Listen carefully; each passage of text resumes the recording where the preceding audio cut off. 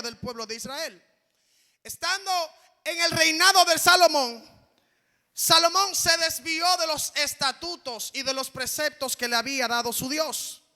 Salomón no obedeció la palabra y el mandato que el Señor le había dado a él, a su padre y a toda su descendencia.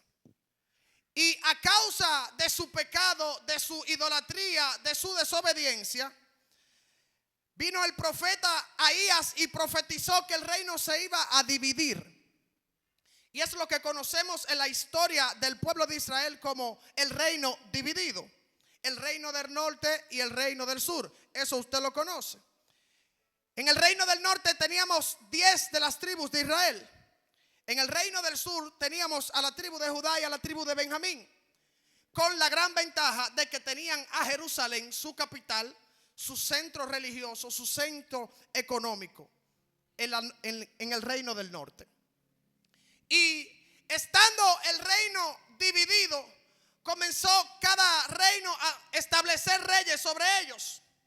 Pero algo interesante es que en el reino del sur, que es donde queremos enfatizar, estaba gobernando la descendencia de David, que era lo que Dios le había prometido a David, que su reino, que su descendencia gobernaría para siempre a Israel.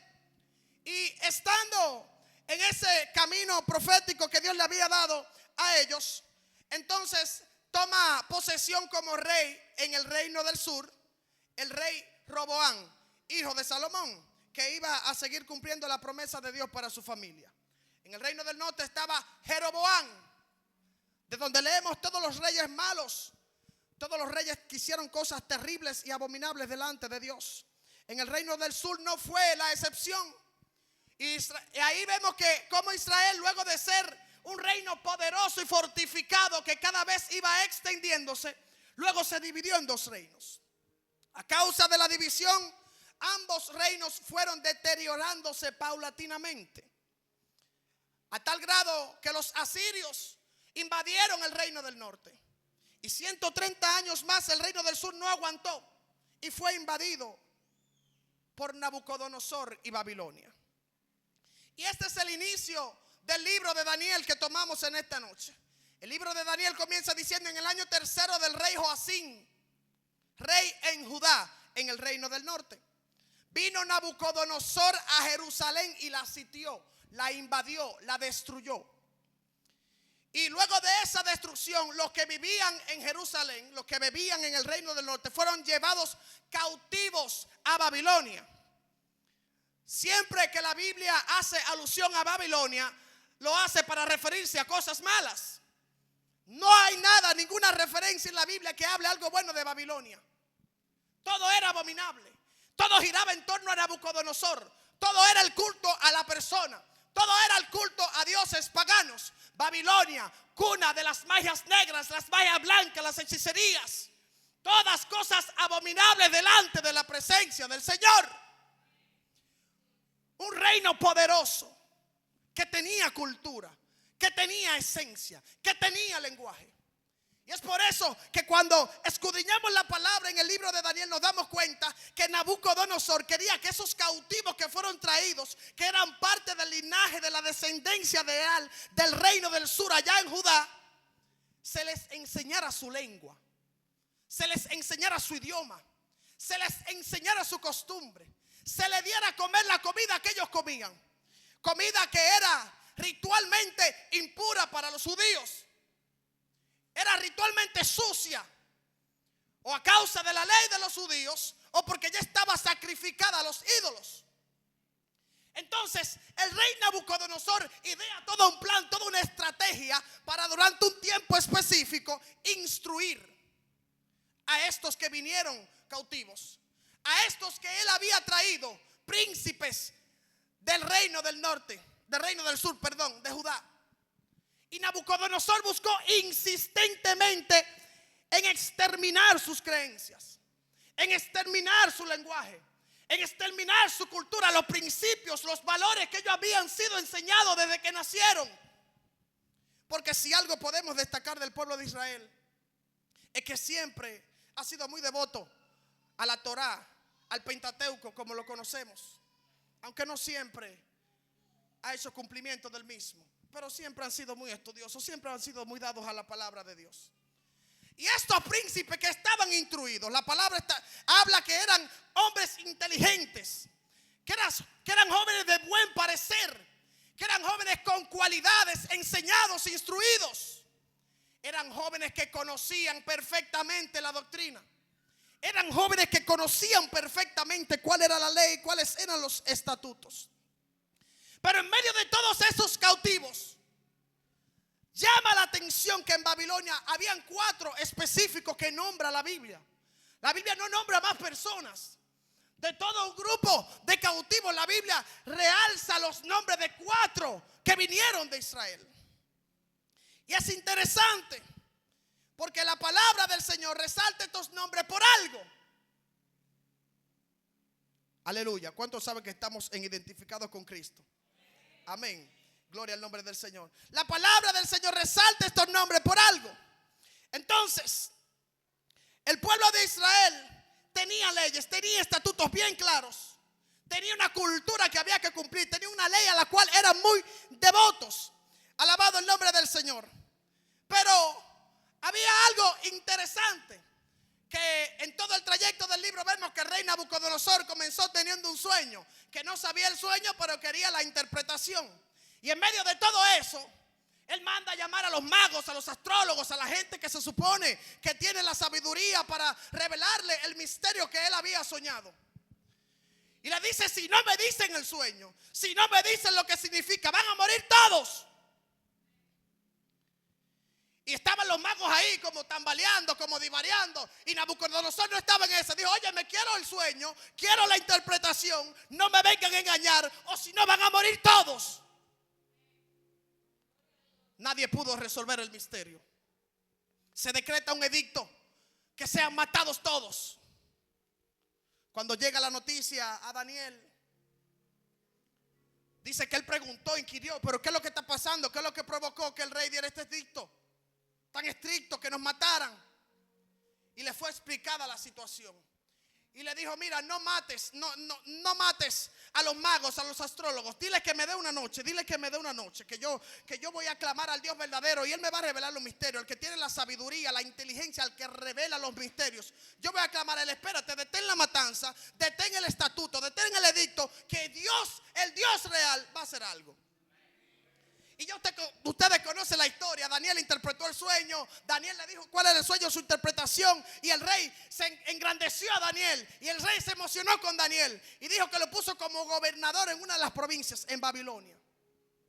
Y dice la palabra que por recomendación de Daniel, Sadrach, Mesach y Abednego también fueron puestos en lugares de autoridad en Babilonia. Y es precisamente en este momento en que esos príncipes cautivos en Babilonia se enfrentan a un desafío.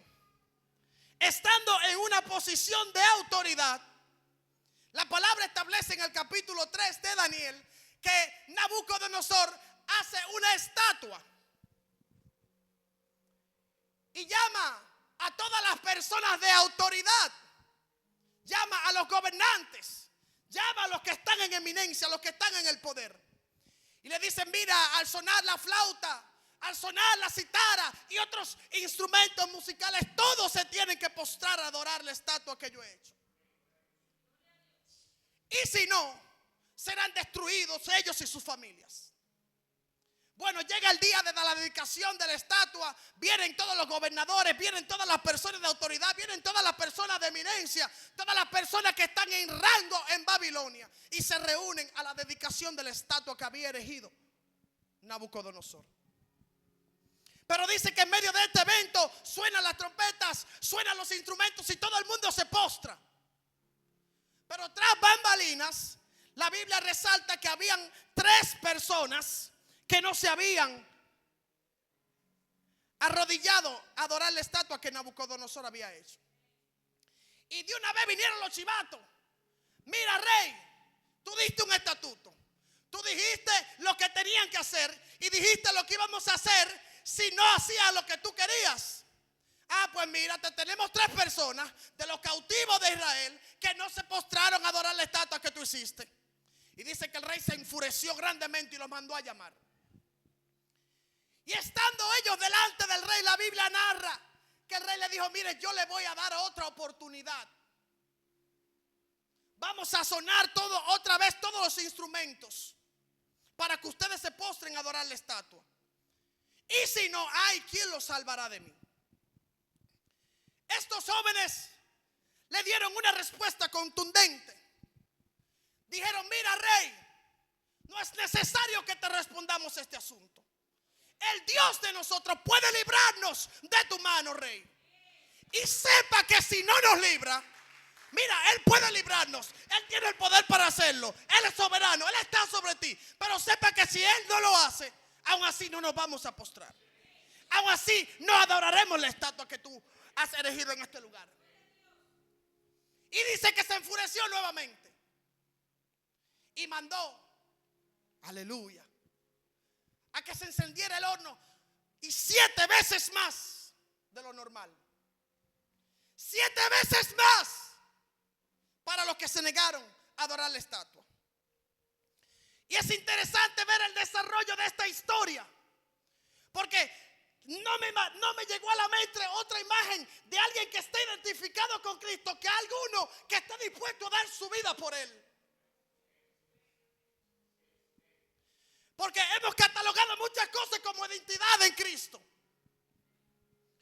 pero no veo mucha gente en esta generación que esté dispuesta a mantenerse en sus principios, en sus valores, en lo que ha aprendido para adorar a Dios.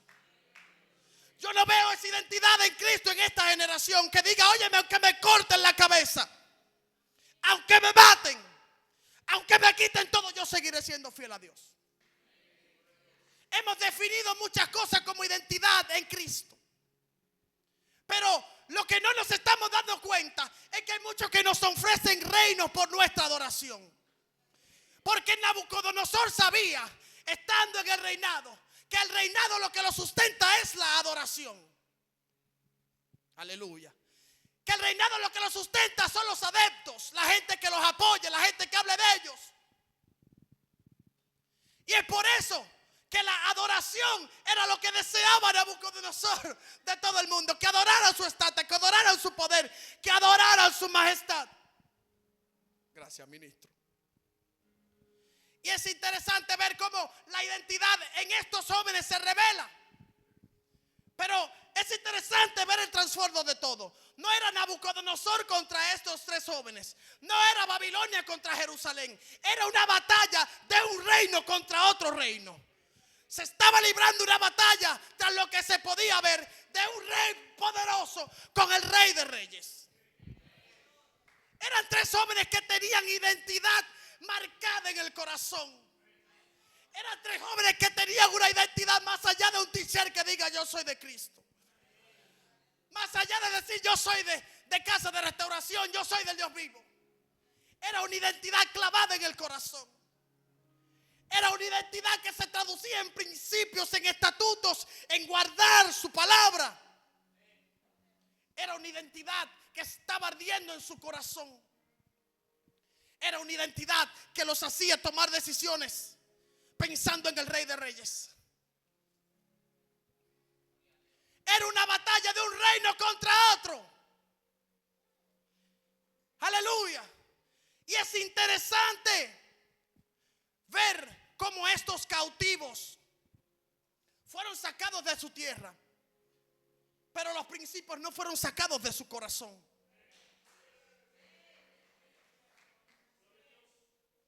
Su identidad decía que ellos eran israelitas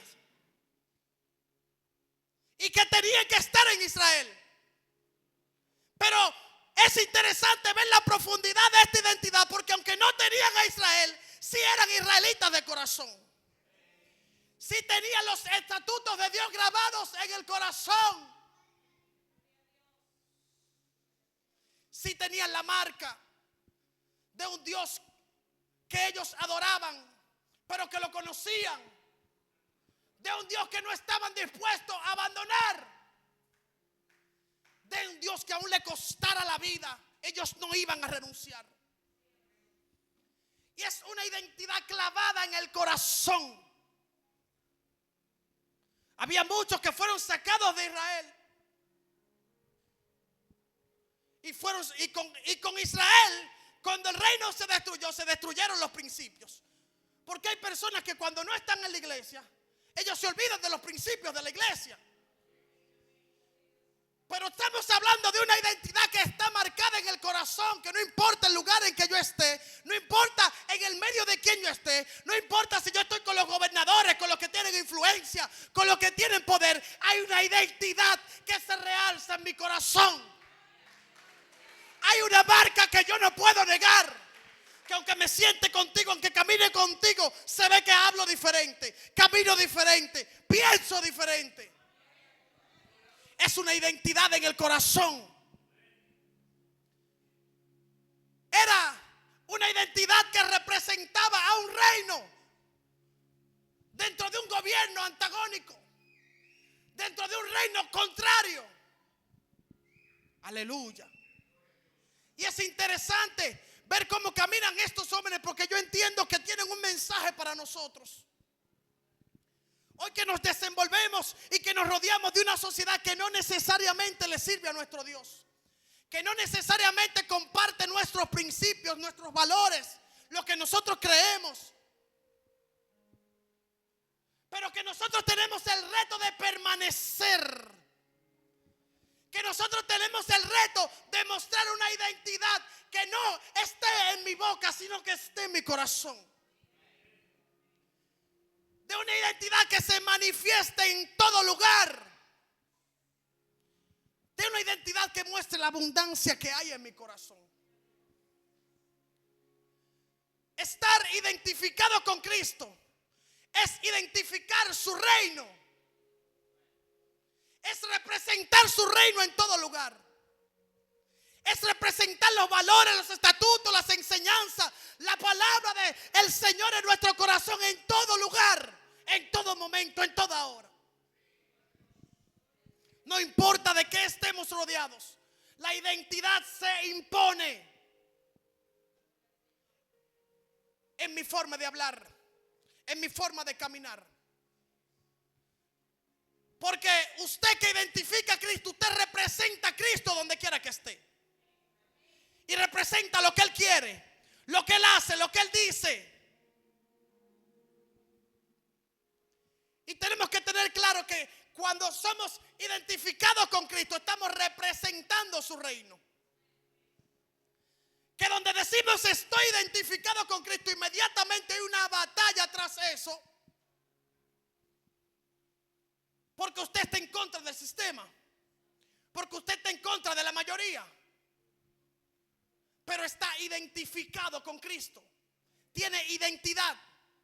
Tener identidad es mantenerse firme en lo que yo creo. Tener identidad es conservar los valores, los principios que me han sido enseñados, por los cuales he servido al Señor todos estos años, por los cuales me he rendido a Él, lo he amado, Él me amó a mí. La identidad es algo que está marcado en nuestros corazones. El venir a la iglesia no nos da identidad. El congregarnos en la iglesia más influyente no nos da identidad. En tener como líder al líder más influyente no nos da identidad. Entonces es una pregunta que todos debemos hacernos en algún momento.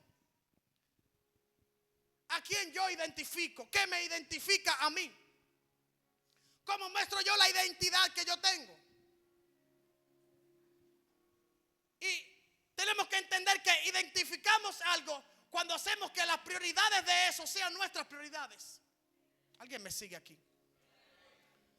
Yo identifico a Cristo cuando las prioridades de Cristo son mis prioridades. Cuando lo que Él dijo es mi prioridad. Cuando lo que Él hizo es mi prioridad. Cuando lo que Él quiere es mi prioridad. Y es una identidad que no se basa en palabras, se basa en hechos. Se basa en una marca que me ha sido dada, que me ha sido puesta en el corazón. Que aunque yo quiera ir en vía contraria, la marca se impone en mi vida. Y Jeremías lo dijo, mira, yo intenté no hablar. Yo no quería hacer lo que tenía que hacer, pero no obstante había un fuego dentro de mí que me consumía, que me hacía hablar. Había una identidad en mí que se imponía. Yo no quería. Y identificar lo que yo tenía, pero se imponía sobre mí. La identidad representa un reino que abre una batalla contra el reino que nos es contrario. Entonces, no era Nabucodonosor contra estos 3 jóvenes. Era el reino de Babilonia contra el reino de Judá, de Israel. Principios contra principios. Estatutos contra estatutos. Idioma contra idioma. Eso es identidad. Eso es identidad. Y eso es lo que se pelea, un reino contra otro. Eso era lo que se peleaba en el Monte Carmelo. No era un profeta contra 400. Era un reino que estaba representado a través de un profeta, que estaba aplastando un reino de 450 profetas que representaban a Baal.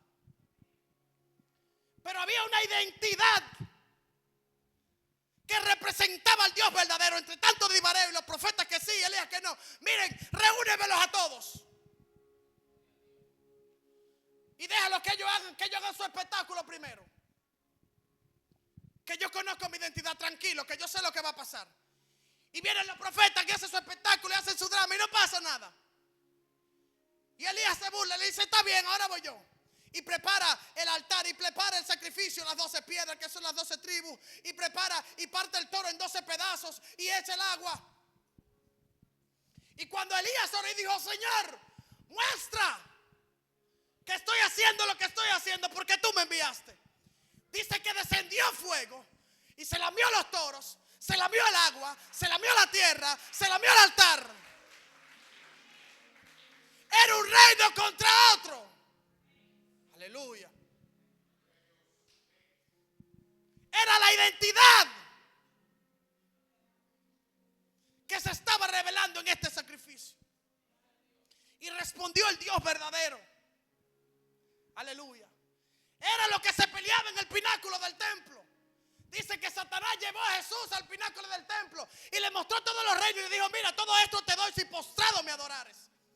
Porque el reino lo que busca es tu alabanza, tu adoración. Porque eso es lo que a ti te identifica. Lo que tú adoras es lo que te identifica. Tú te pareces a lo que adoras. El reino lo que busca es la adoración, porque ahí es que se revela tu identidad, quién tú eres, en quién tú crees, lo que tú piensas, a quién tú adoras. Pero Jesús estaba claro de quién era. Y le dijo, mira, tírate. Que él dijo que a sus ángeles le mandaría, le dijo, tranquilo, que no tentarás al Señor tu Dios. Él le dijo, mira, convierte esta piedra en el pan.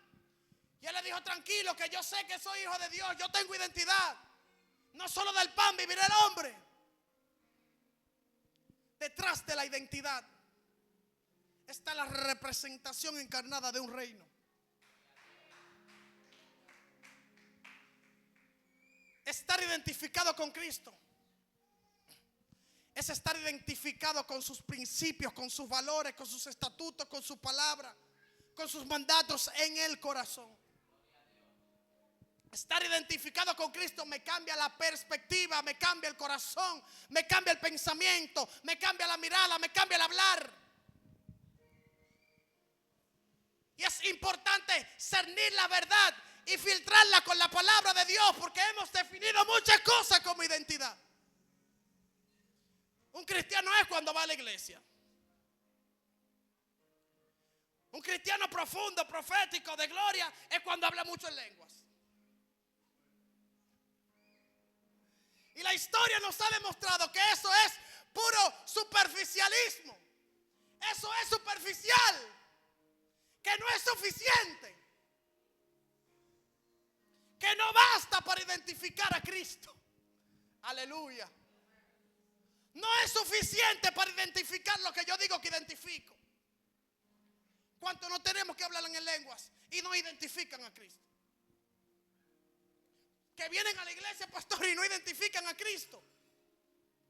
Entonces eso nos hace reflexionar en que hay una verdad, en que tiene que haber algo más profundo, en que tiene que haber algo que vaya más allá de lo que yo veo, de lo que yo entiendo, de lo que yo pueda pensar. De que tiene que haber algo más profundo. que identifique a alguien con Cristo. Que yo pueda decir, identifica a ese a Cristo. Es la palabra de Dios que está detrás de la identidad. Es la palabra que me dice que yo soy hijo. Es la palabra que me dice y que establece en mis pensamientos, en mi corazón, las verdades que me van a hacer identificar el reino que yo digo que identifico. Es la palabra de Dios la que le va a dar forma, la que le va a dar estructura a mi fe, a mi identidad. No hay otra solución.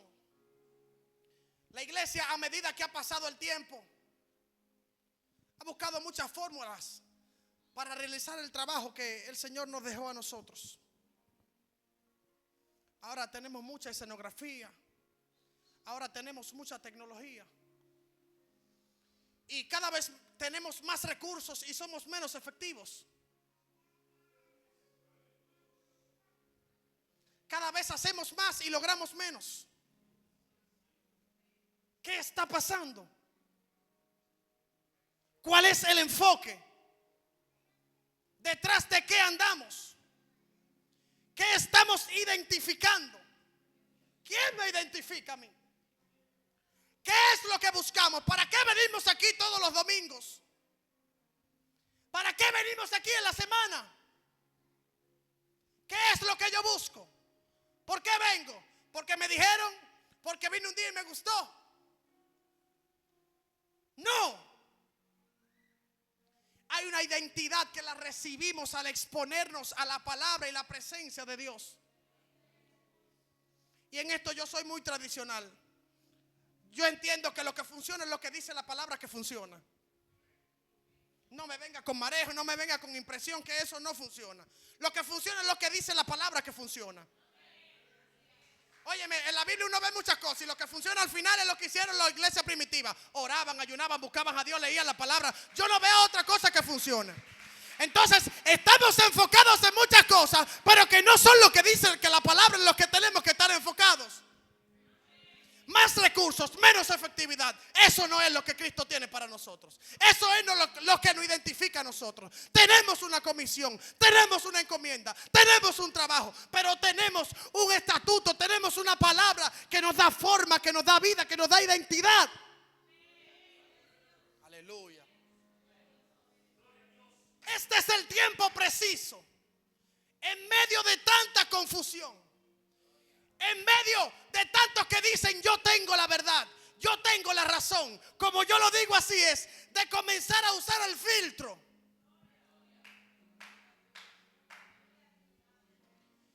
De comenzar a usar el filtro.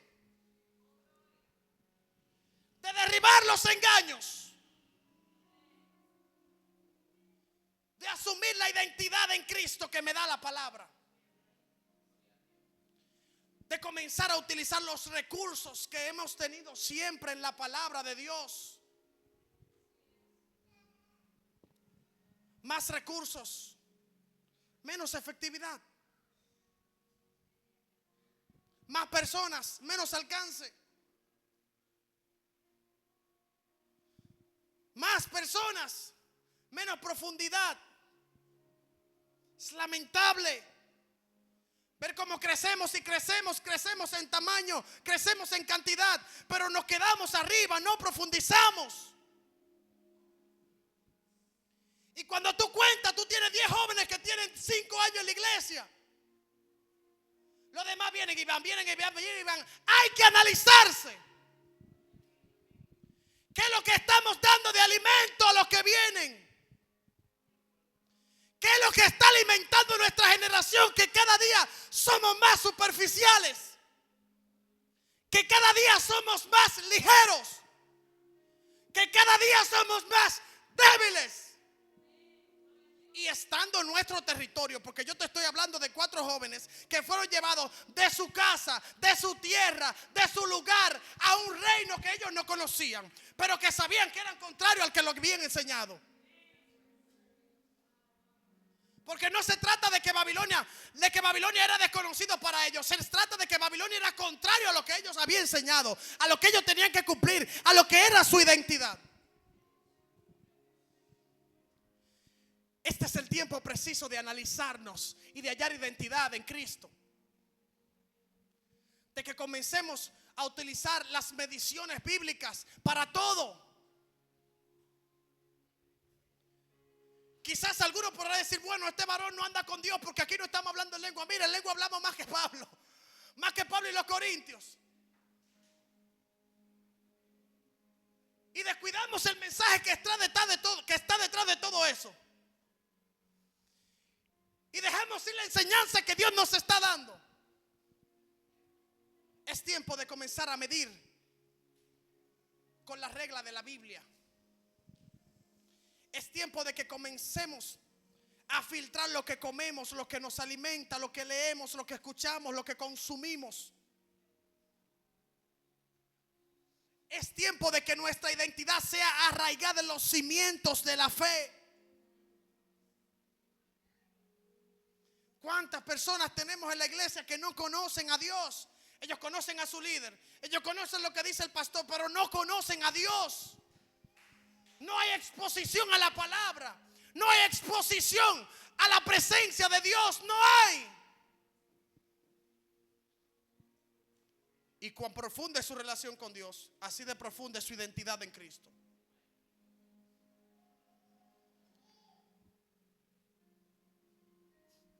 La identidad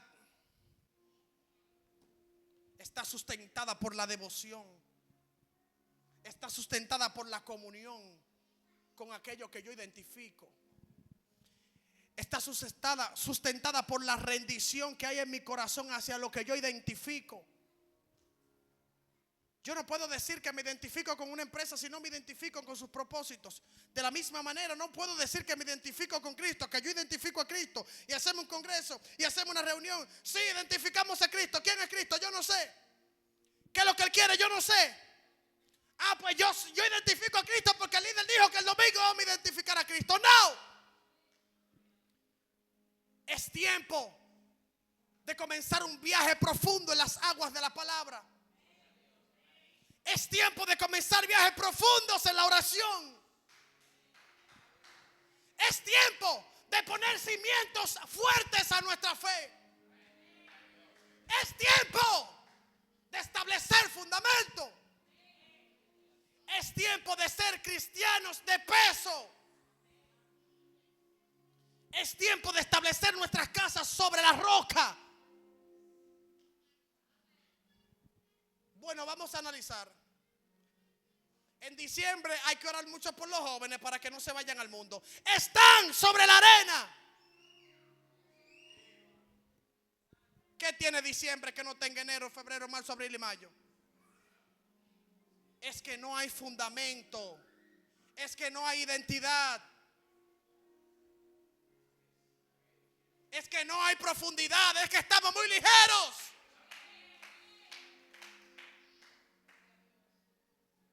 Es que no hemos quedado en lo superficial. Hablamos muchas lenguas, zapateamos y corremos. Y no va de ahí.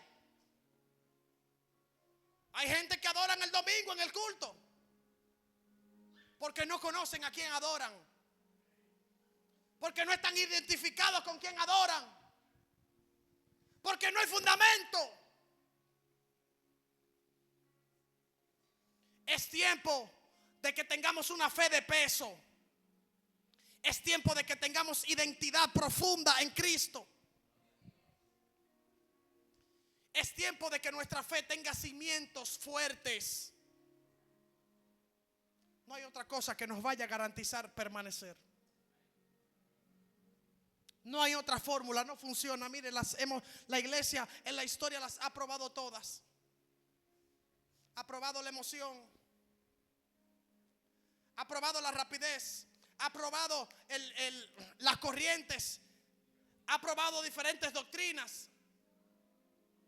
Y no han funcionado ninguna. Solo permanece la palabra.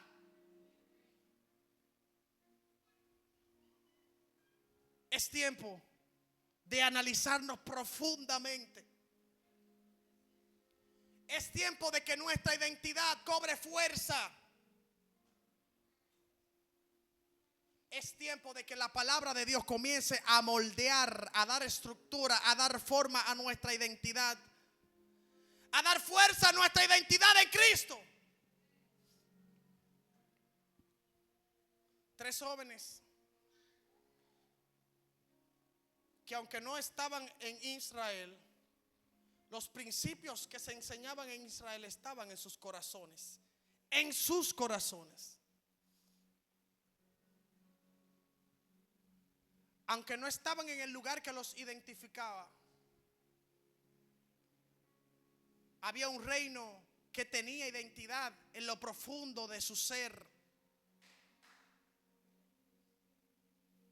Y una identidad que era palpable en sus palabras. Una identidad que era palpable en sus pensamientos.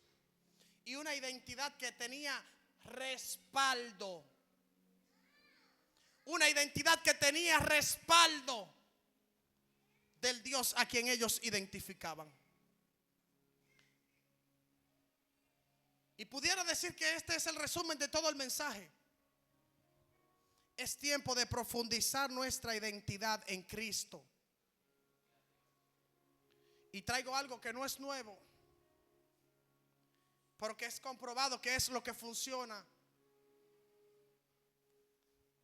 Se llama la palabra de Dios. No hay otro fundamento firme. Joven, no hay otro mejor pasatiempo que su palabra.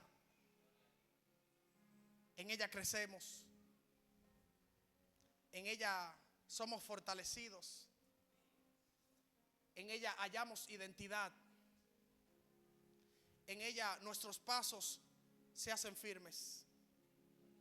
En ellas nuestras convicciones se fortalecen. En ellas nuestra vida haya propósito. No estamos aquí para nada. Tenemos propósito. Tenemos identidad. Es tiempo de profundizar. Es tiempo de que nuestras raíces tengan fuerza. Es tiempo de que edifiquemos nuestra fe sobre la roca. Ha sido un placer para mí. Dios le bendiga a todos de manera especial. La persona que continúa.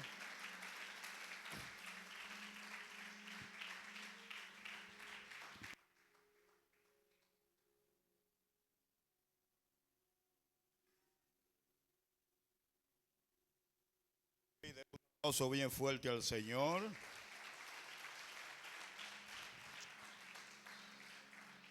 Dios bendiga a este joven, ¿verdad? Su palabra que de gran bendición.